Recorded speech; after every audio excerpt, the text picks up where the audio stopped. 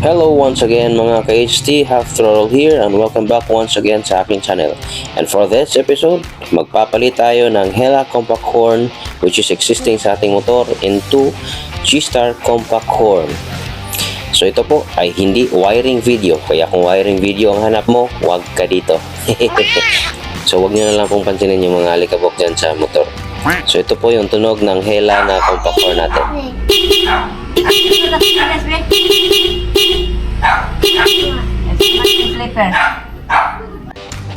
So yan mga ka-HT, kung mapapansin nyo dyan, napalitan na natin yung ating Hella na horn. So naikabit na natin itong bago nating G-Star na horn. So kung mapapansin nyo dyan, hindi ko pa na-finalize na heat up yung shrinkable tube dyan kasi nga pag hindi siya tumunog ay para madali lang nating ma-fix at matanggal. So hindi ko na naipakita kung paano ko ito ikinabit kasi nga hindi naman ito wiring video. Marami namang wiring video na makikita natin dito sa YouTube. So ito yung tunog sample ng G-Star na horn.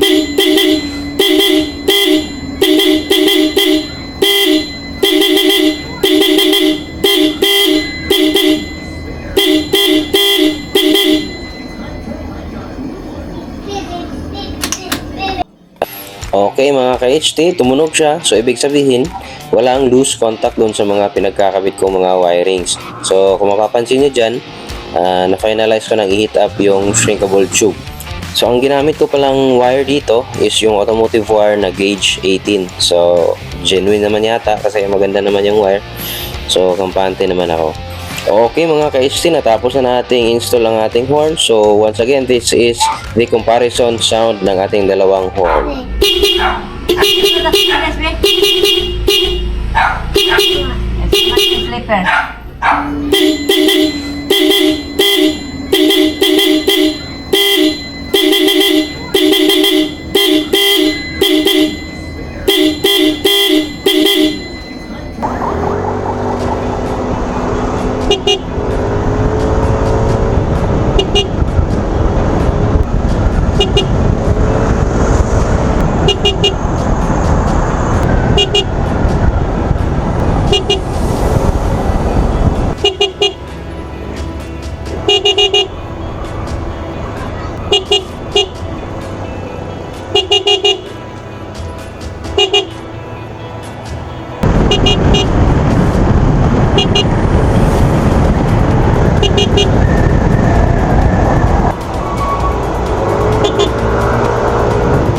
Good day mga ka-HT.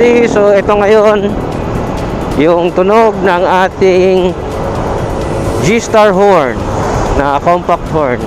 Napansin ko dito sa G-Star, maganda yung tunog niya compared doon sa, para sa akin this is my own opinion, mas nagagandahan ako dito sa tunog ng G-Star kasi tamang-tama yung blend ng high tone tsaka yung low tone. Doon kasi sa Hella ko, yung high tone niya is masyadong matulis, masyadong matining. So hindi ko masyadong bet yun. Although for a very long time yun yung gamit kong busina. Mas nagustuhan ko ang blend ng tunog nitong G-Star compared dun sa Hella. Although yung Hella is mas malakas di hamak dito sa G-Star. Nakalimutan ko lang kung ilang dB yun. Tsaka ito nakalimutan ko lang kung ilang dB. Yung Hella is mas malakas di hamak compared sa dito. But tone wise, mas gusto ko ang tone nitong G-Star, yung blend ng tone ng high tsaka nung low. So bale ito yung sample ng tunog niya.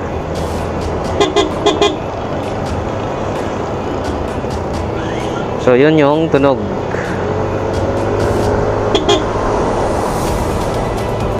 O yun, again. So pansin ko talaga na mas mahina yung kanyang tunog, but mas gusto ko yung tunog nito. Tamang blend ng high tsaka low. Parang tunog kotse. Ito. Yan, we are cruising at 71, 72. So yun po yung tunog niya kanina ng binusina ko.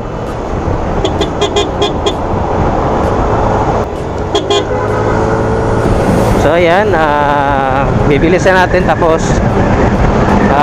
subukan natin yung busina. Okay? Yun. Tapos naka-open visor. Close natin yung visor, tapos busina natin ganitong speed.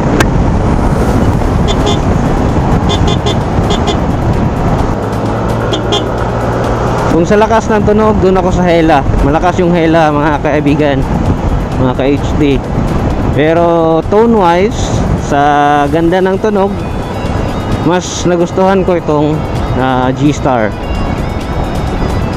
Ang hindi ko lang kasi nagustuhan dun sa Hella is kung hindi ka naka-helmet, bali halimbawa may bibilhin ka lang dyan sa malapit, tapos hindi ka na mag-helmet or naka-natural na helmet ka, ayan, pag binusina mo parang mas masakit sa masakit sa tenga yung high pitch ng high tone noong Hella. Pero itong G-Star is hindi, mas pleasant siya sa pandinig. Pero kung naka-helmet ka doon sa Hella, okay naman yung tunog niya, kasi parang namamuff yung high pitch na pumapasok doon sa tenga mo. Itong G-Star ngayon is mas mahina siya ng konti, pero mas gusto ko yung tunog. Pero hindi naman siya talagang mahina na mahina talaga. Mas malakas siya dihamak ng, sabihin natin, mga 3 o 5 beses dun sa stock na busina.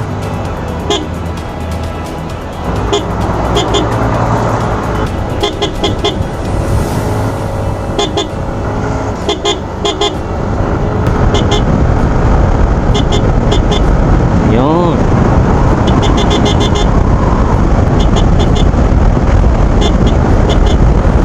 So that's it, mga kaibigan, mga ka-HT, mga ka-hot throttle. Maraming salamat po sa inyong paglaan ng counting time dito sa isa na namang walang kwentang video natin. So that's it, God bless po sa ating lahat, mga ka-HT.